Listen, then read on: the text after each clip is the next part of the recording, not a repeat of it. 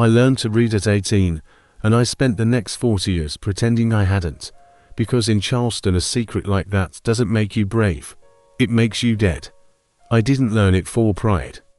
I learned it the way you learn to hold your breath underwater when nobody taught you to swim. Quietly, desperately. One mistake and you don't come back up.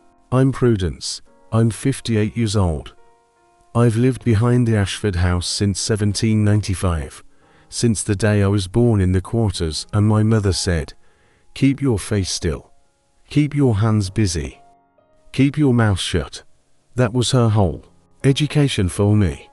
She was the cook. She fed the family that owned her. She tried to make me small enough to survive them. I never knew my father. That's not a tragedy to me. It's just how things were. The tragedy would have been to know him and then watch him sold away like a chair.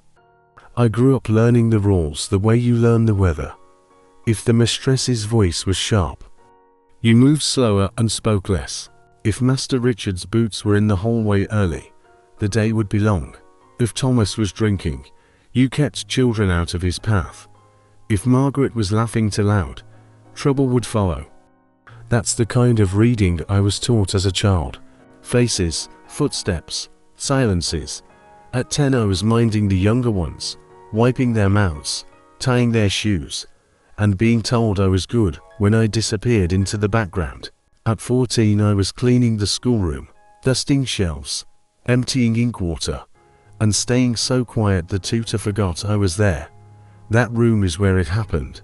I can still see it.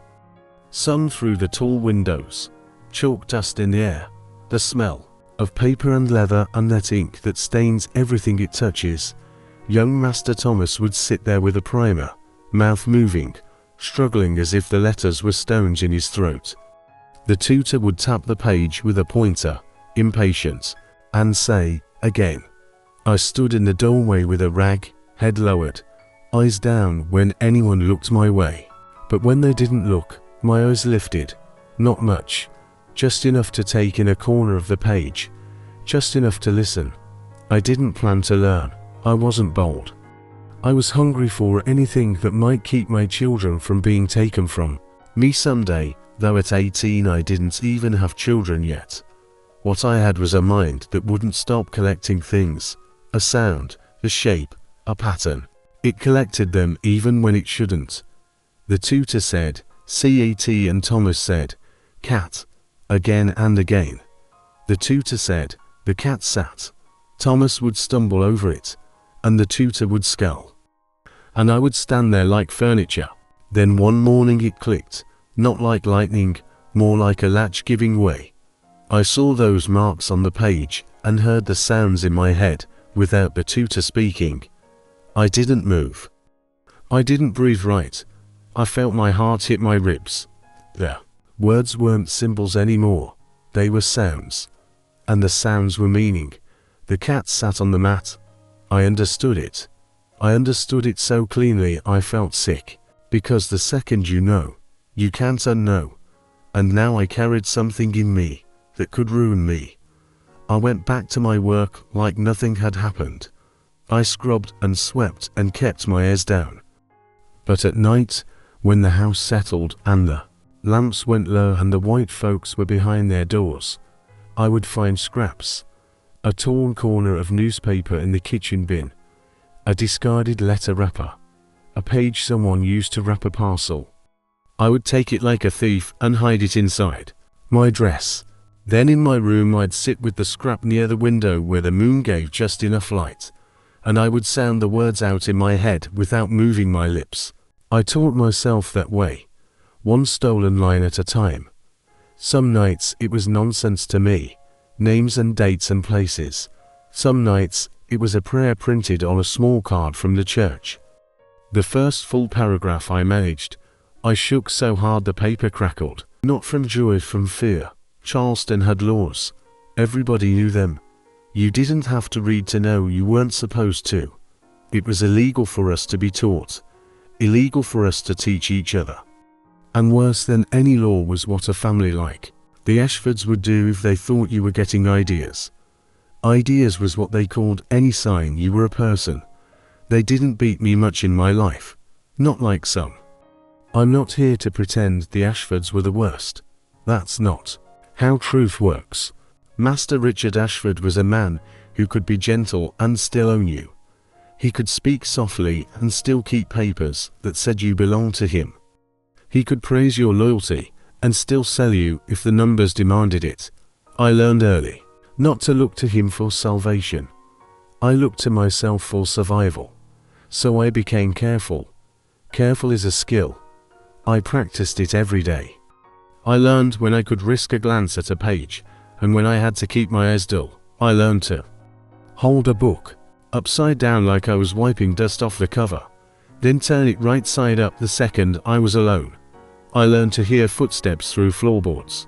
I learned to freeze my face into blankness when someone said a word I recognized in a conversation they didn't think I could follow. That part was harder than reading. Reading was private.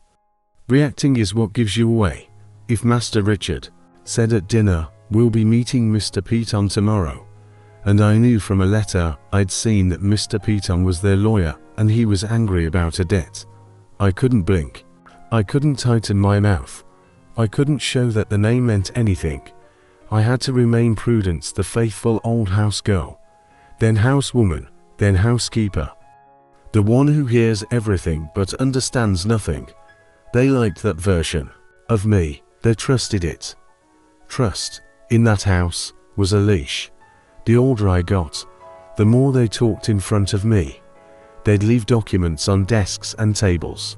They'd read letters aloud to each other with me pouring tea 2 feet away. They'd argue over money as if I were a chair. The more invisible I became, the more they handed me power without knowing it. I didn't set out to collect secrets. Secrets just fell into my hands because no one bothered to close a drawer when they thought the person beside them couldn't read. I learned what the family owned, what they owed, who they bribed, who they feared, and who they laughed at in private. I learned which men in Charleston were respectable by day and desperate by night. I learned that a man's reputation can be built on one sheet of paper and destroyed by another.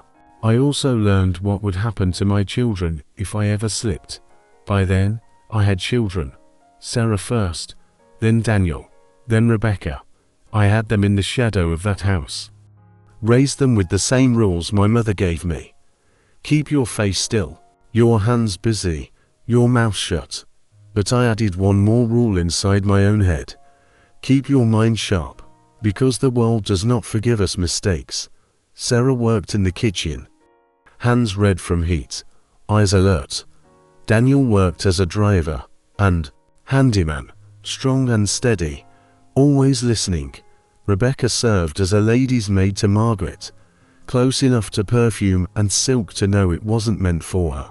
I watched them grow, and I watched the Ashfords' children grow too. Thomas became the kind of man who wanted obedience the way other men want air. Margaret became a woman who could smile while deciding your punishment. James stayed quieter. But quiet can mean 2 things, harmless or calculating. I never assumed harmless. I did my job so well that by the time I was head housekeeper, the household ran on my timing. I scheduled the laundry, assigned tasks, kept the silver shining and the floors clean, and did it all with my ears down and my ears open. People think power's loud. In that house, power was knowing which drawer held the key, and which key opened which lock.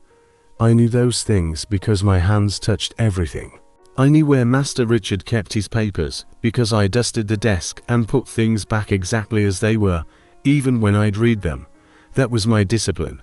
Take the knowledge, leave no trace. For 40 years I did it. 40 years of living, with a book inside my head I could never open in public.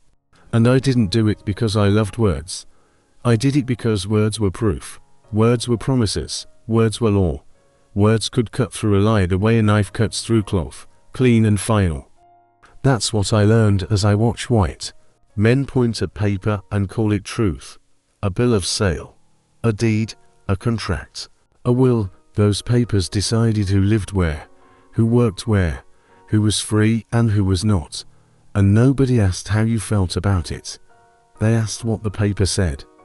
So I began to read with a different kind of hunger, not curiosity, strategy. If a paper could bind me, maybe a paper could loosen the rope.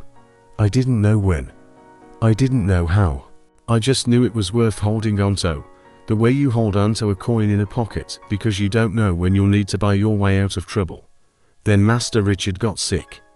It wasn't sudden. It crept up the way damp creeps into wood, a cough that stayed, a tiredness that didn't lift, a doctor's visits that got more frequent and more serious. By then he was 76, and the house moved differently around his illness. The rooms grew quieter. The servants watched the family more carefully. The Ashford children visited more often. And not out of tenderness. I've seen tenderness. This wasn't it. This was measuring, counting, planning. When a man like Richard Ashford nears the end, people don't only mourn, they calculate. Over the last 6 months of his life, he was mostly in bed. I cared for him during those months. I brought his meals. I changed linens. I sat by the bed when he woke in the night and couldn't settle. Sometimes he asked for books or newspapers. Sometimes he asked me to read to him. That was the first time I had to do something that made my throat tighten.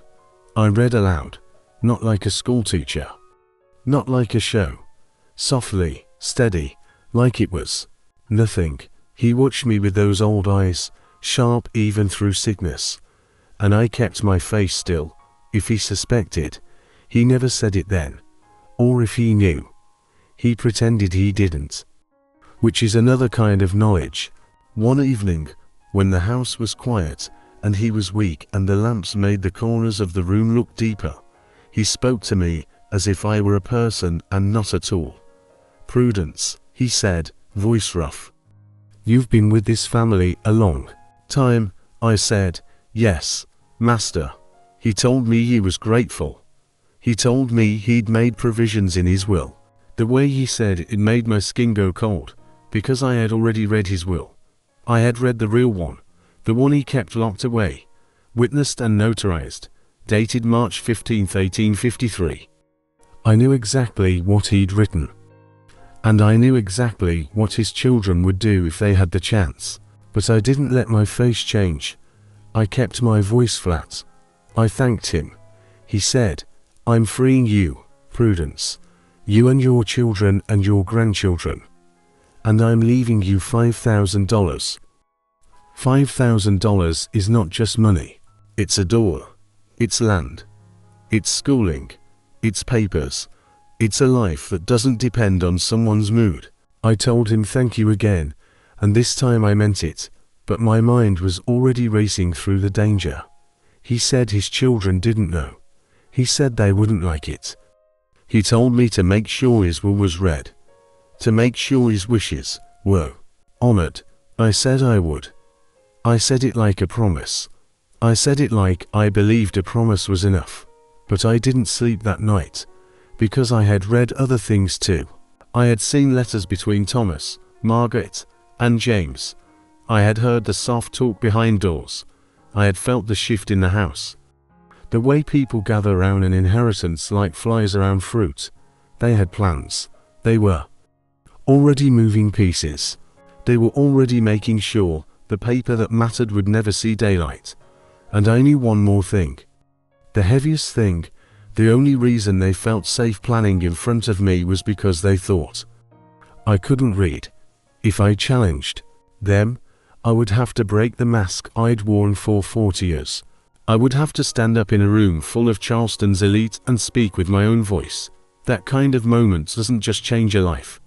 It can end one. And as Master Richard's breathing grew thinner in that bed, I realized I wasn't looking at a future I could plan calmly. I was looking at a single narrow chance, a funeral, a will reading, a room full of witnesses, one opening, and then it would close. And I didn't know yet whether I was strong enough to step through it.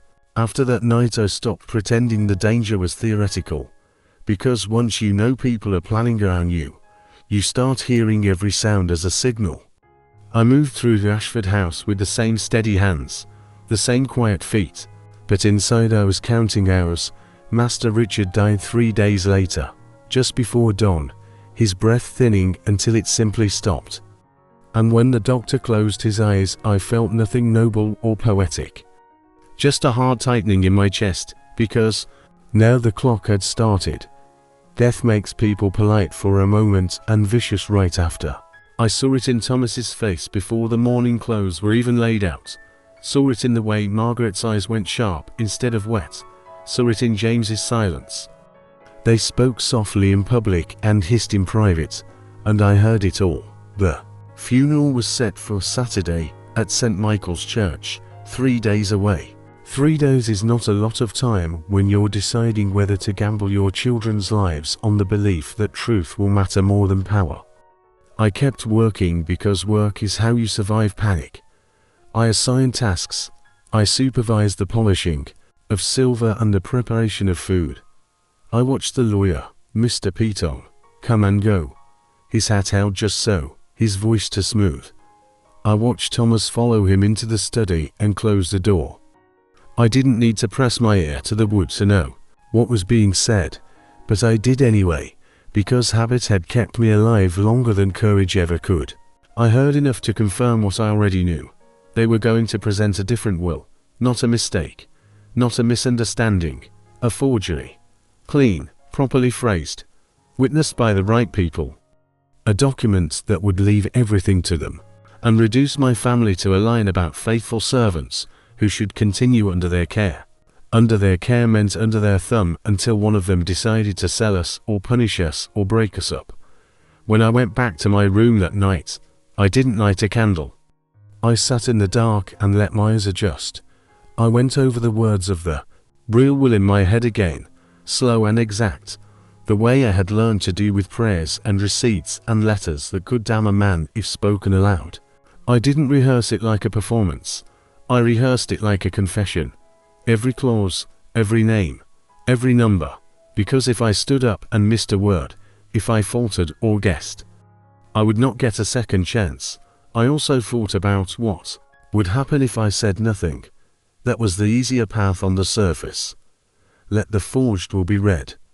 Let Thomas smile and Margaret dab her eyes. Let the guests nod and accept it. Let the law do what the law had always done for people like me. I could stay quiet and keep my family intact for a little while longer, but I had read too much to believe in quiet safety. I had read about debts coming due. I had read about sales arranged quietly. I had read letters where Thomas wrote about me as if I were inventory, a reliable asset he didn't want to lose. I knew what silence would cost in the end, so I did the one thing I had avoided my entire life. I told my children enough to scare them. Not everything, just enough.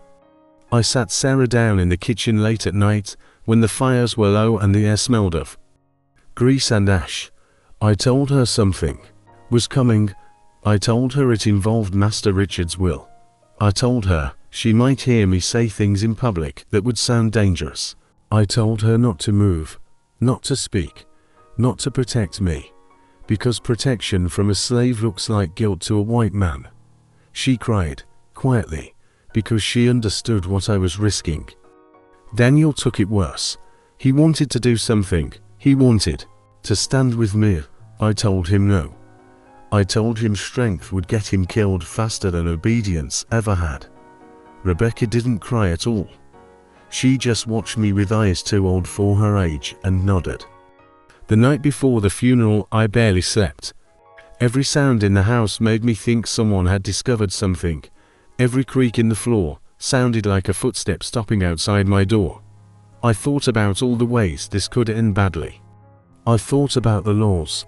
Slaves weren't supposed to testify against white people. Slaves weren't supposed to interrupt lawyers. Slaves weren't supposed to read. I thought about what Thomas had done to men who defied him when he was drunk and angry. I thought about the quiet disappearances I had read about in letters that were never meant for my eyes. And still, when morning came, I got dressed. I put on my best black dress. I pinned my hair with hands that shook just enough to make me angry at them. Fear is one thing.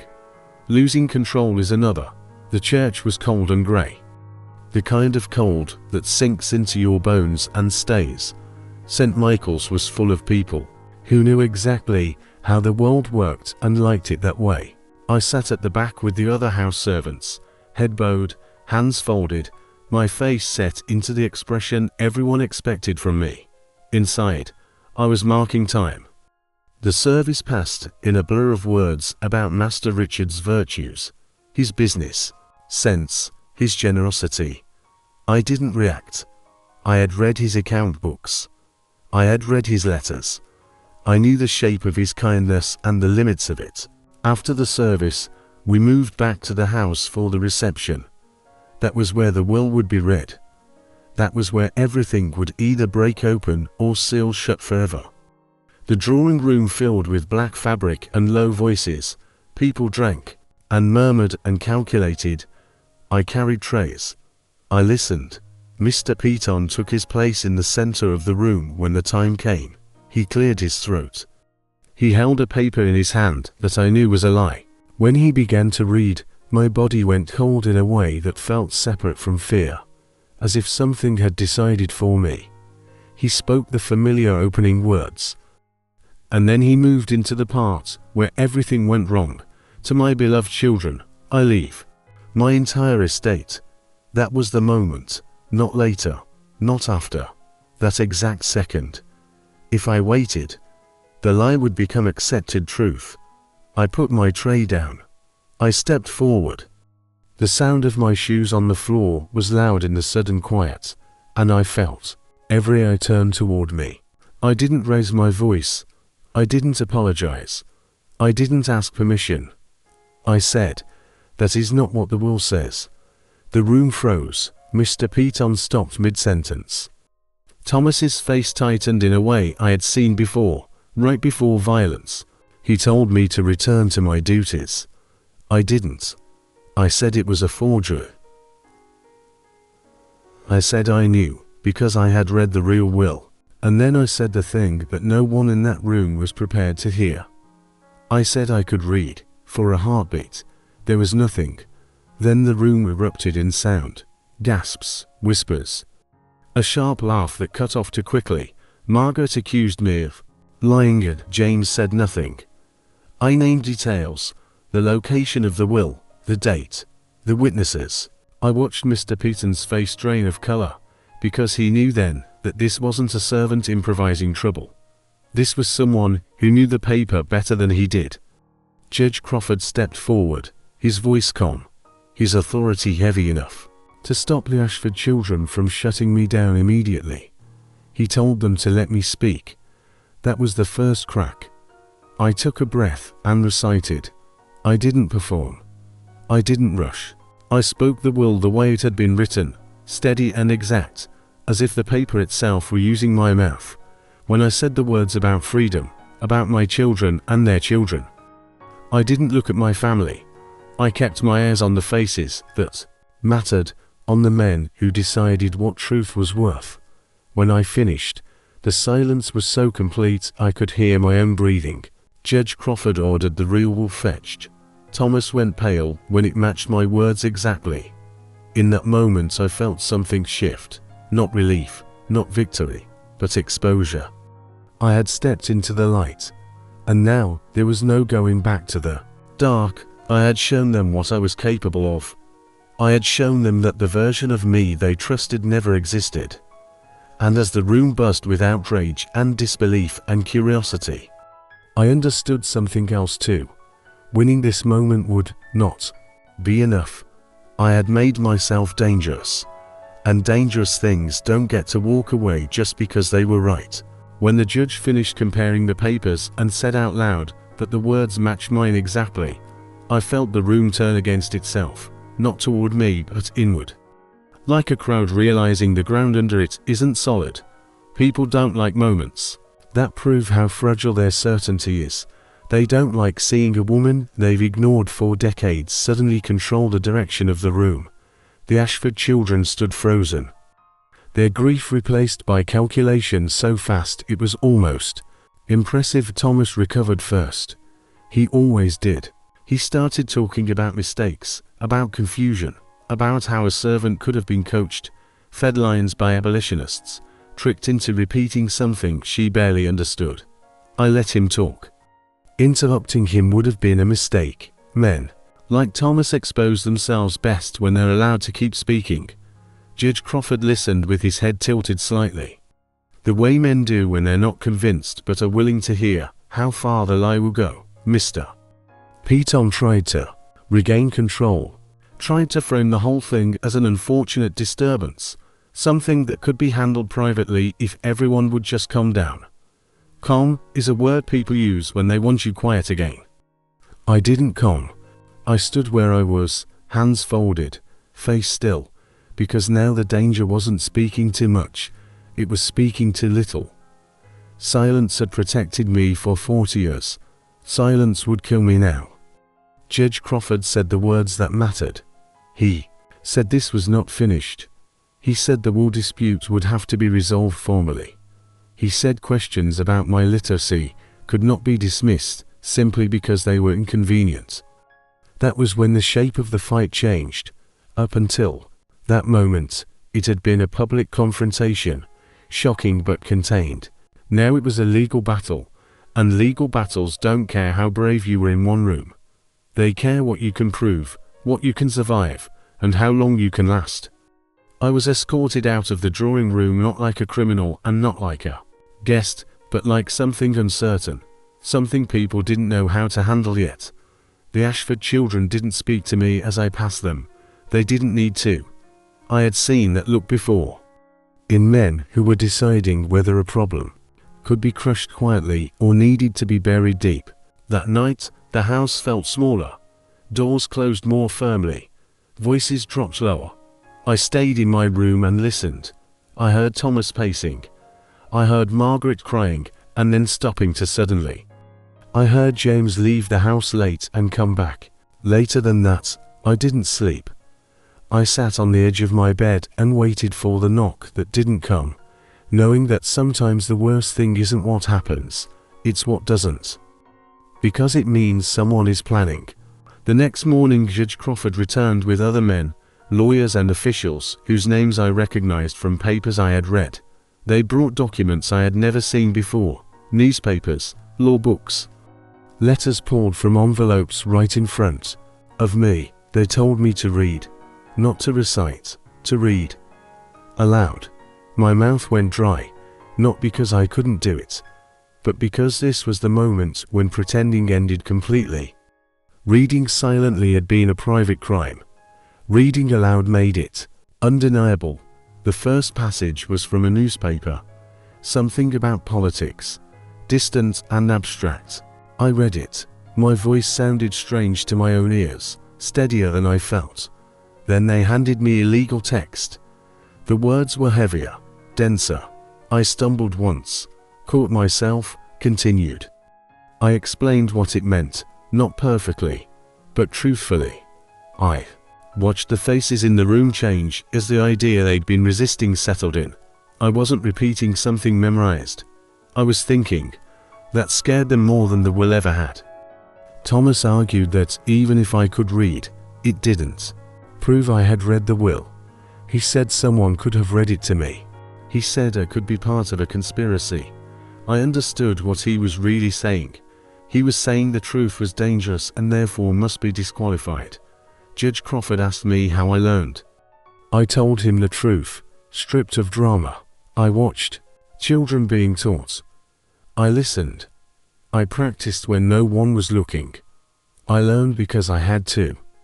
The word had hung in the air. People don't like to admit necessity creates intelligence as surely as education does. The judge stepped aside to speak quietly. I stood there alone, feeling the weight of every year I'd spent pretending to be less than I was. When they returned, Judge Crawford said my literacy was proven. He said my testimony was relevant. He said the wool dispute would proceed. That was not a victory. That was permission to keep fighting. The Ashford children responded the way I expected. They filed challenges. They delayed. They argued technicalities. They claimed Master Richard had not been of sound mind. They suggested I had manipulated a dying man They said I was ungrateful. Ungrateful is what people call you when you refuse to accept injustice politely. Weeks passed. I remained in the Ashford house. Free on paper, but not in practice. Freedom that hasn't been enforced yet feels a lot like captivity with better manners. I was watched closely. Margaret's eyes followed me through hallways. Thomas spoke to me only through others. James said nothing at all, which made him the most dangerous of them. I heard whispers about selling me south if the ruling went their way. I heard jokes about accidents. I heard my name spoken in tones I had never heard before. Fear sat in my chest like a stone, but it didn't paralyze me. It sharpened me. Because fear is familiar, I had lived with it my entire life. What changed was that now I had something they needed me not to use: knowledge. Not just the will, everything else, the letters, the accounts, the confessions written in ink by men who believed paper was safe from me. I hadn't planned to use them. I had never wanted to. Secrets are heavy things to carry. But as the legal fight dragged on and the pressure tightened, I understood that the rules had changed again. They were no longer trying to win. They were trying to exhaust me, frighten me, make me disappear quietly so the problem solved itself.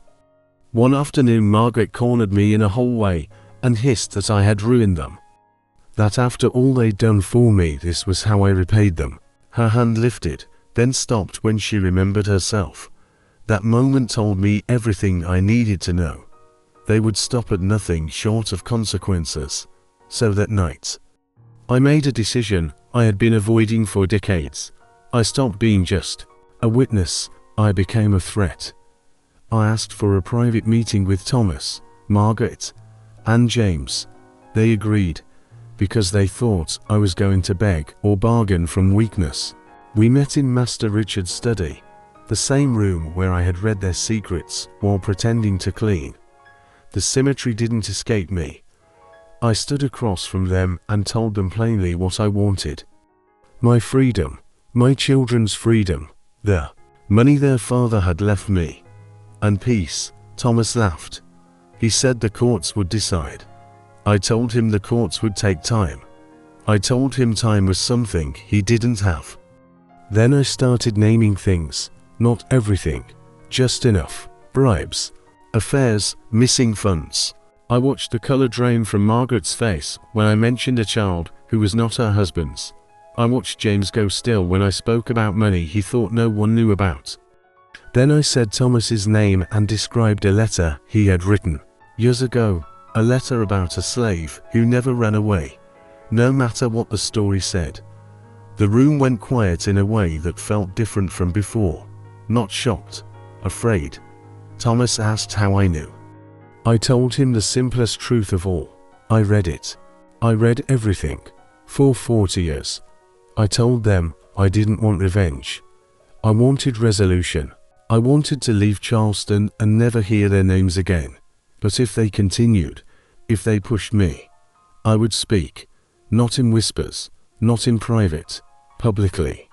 To men who loved paper more than they loved people.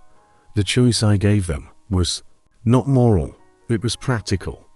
And they understood that language perfectly. They asked for assurances. I asked for money, more than what the will said. Silence has value when it's real silence, backed by proof. We negotiated like enemies who knew each other too well.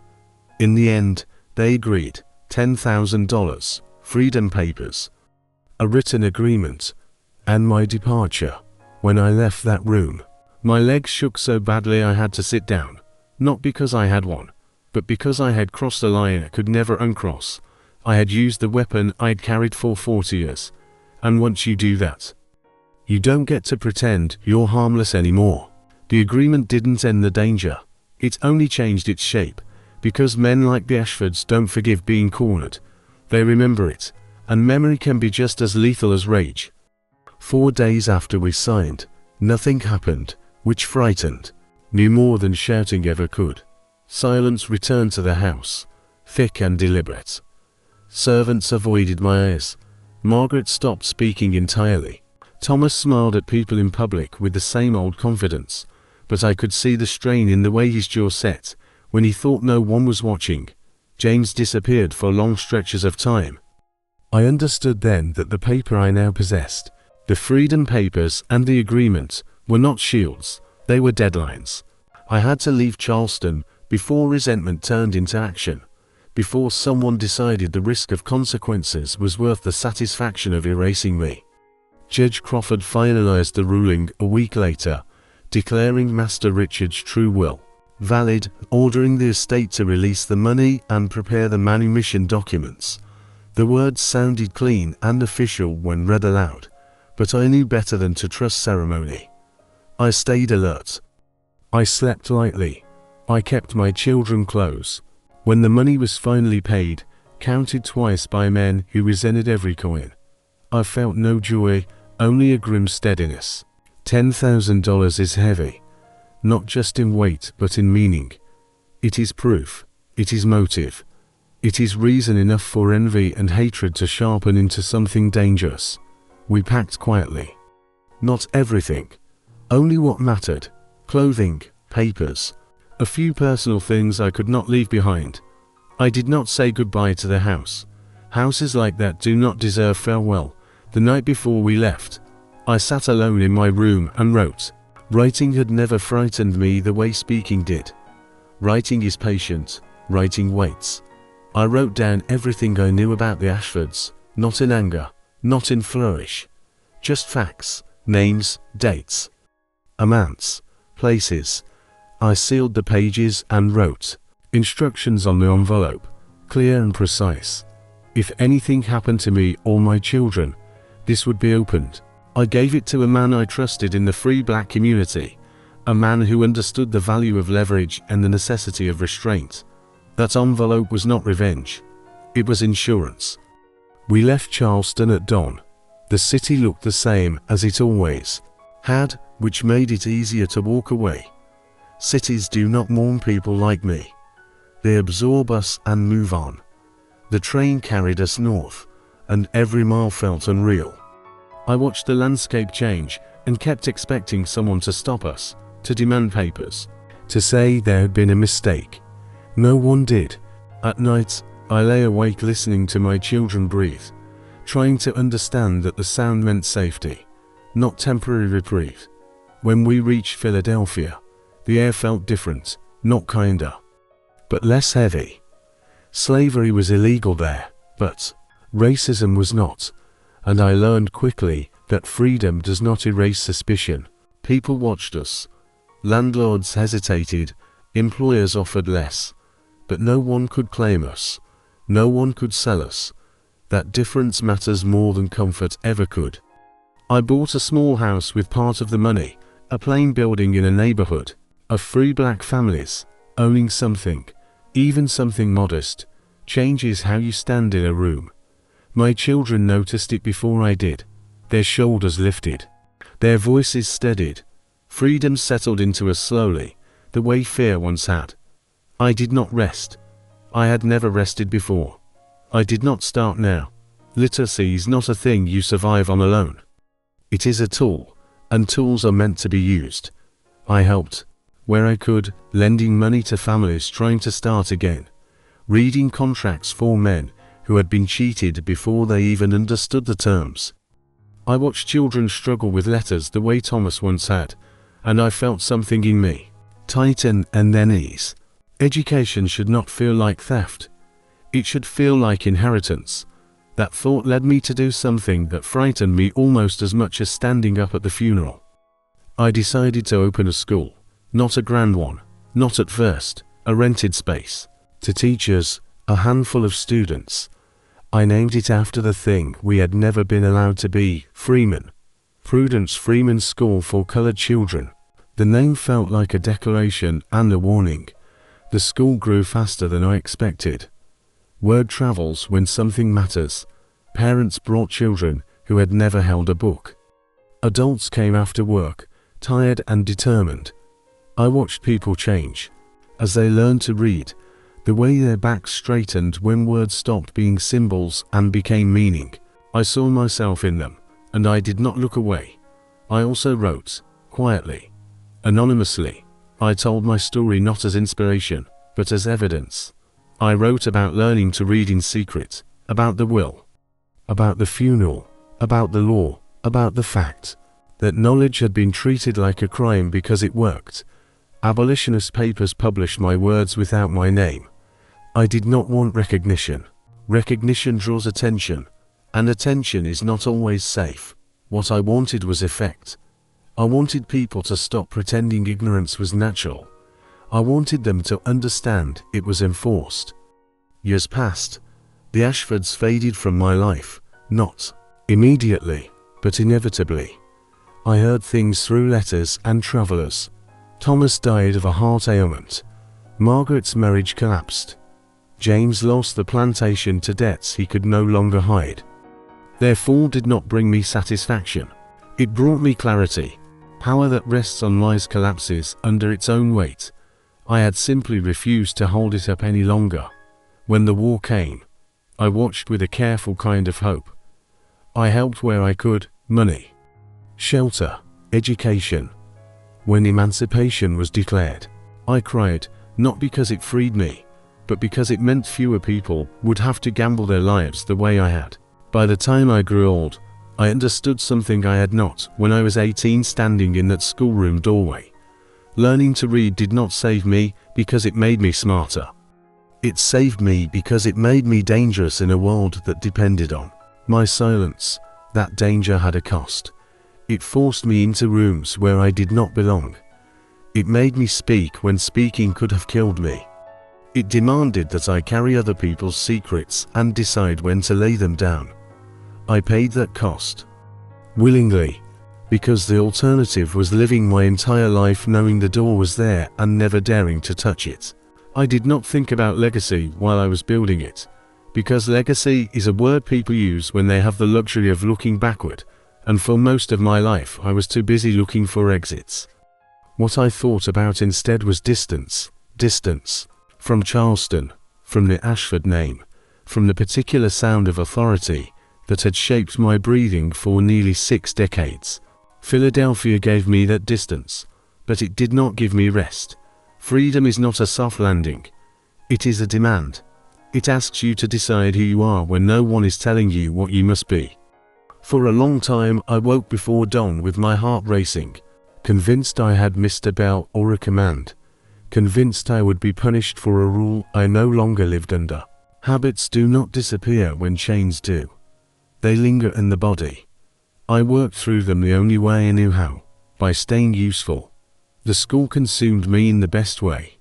I watched children come in silent and guarded, the way it once was, and leave louder, straighter, asking questions that would have terrified the Ashfords. I watched adults sit at desks with hands that had spent their lives in fields and kitchens, hands that shook as they held a pencil for the first time. And I saw shame give way to anger and then to resolve. Literacy does that. It shows you what has been done to you without asking you to be grateful for it. I never told them to forgive. I never told them to be patient. I told them to read, to understand contracts before they signed them, to recognize lies when they were dressed up as law. Some nights, after the school emptied and the lamps burned low, I would sit alone and feel the weight of what I had done settle over me. Not pride or responsibility. I had survived something that many did not, and survival creates a debt. I paid it in pages and lessons and quiet acts of defiance that did not need an audience. I heard my words quoted back to me by people who did not know my name. I listened as ministers and organizers used my story to argue against the lie that ignorance was natural to us. I did not correct them when they softened the edges or turned me into a symbol. Symbols are easier to carry than truth, and if a softened version of me helped crack a door open, I accepted it. Still, I remembered the fear. I remembered standing in that drawing room with my heart hammering so loud I thought it would betray me. I remembered the look in Thomas Ashford's eyes when he realized I was not what he thought I was. That look stayed with me longer than the applause or the headlines. It reminded me that power does not forgive exposure. It only waits for another chance. That is why I never destroyed the envelope. The one with the Ashford secrets. It stayed, sealed, untouched, exactly as promised, because they kept their side of the bargain. But its existence mattered. It meant the past could not reach forward without consequence. Years later, when Judge Crawford wrote to tell me the Ashfords had undone themselves without my help, I read the letter slowly and felt something close to closure, not triumph, not relief, confirmation. They had built their lives on the assumption that people like me would never be able to read the fine print. When that assumption failed, everything else followed. I did not attend their funerals. I did not speak their names aloud more than necessary. I let Charleston keep them. My world had grown larger than the rooms where they once controlled my silence. I lived to see war tear the country open and to see laws written that would have been unthinkable when I was young. I lived long enough to understand that laws change faster than minds and that education is the only thing that outpaces both. When I died, I did not leave behind riches or monuments. I left behind readers. I left behind people who could look at a piece of paper and decide for themselves what it meant. That is the only inheritance that cannot be stolen. If there is one thing I would say to anyone who listens to this story now, it is this. I did not win because I was exceptional. I won because the world underestimated the cost of ignoring someone for too long. I learned to read because I was invisible, and invisibility gave me access. I stayed alive because I was careful, and care is not cowardice, it is strategy. When the moment came, I spoke not because I was fearless, but because fear had taught me exactly what silence would cost. I was born a slave in 1795. I lived 58 years as property. I lived 36 more as a free woman. I used the first part of my life to learn the rules, and the second part to break the ones that deserved it. I did not ask history to remember me kindly. I asked it to remember accurately, because accuracy is where freedom begins.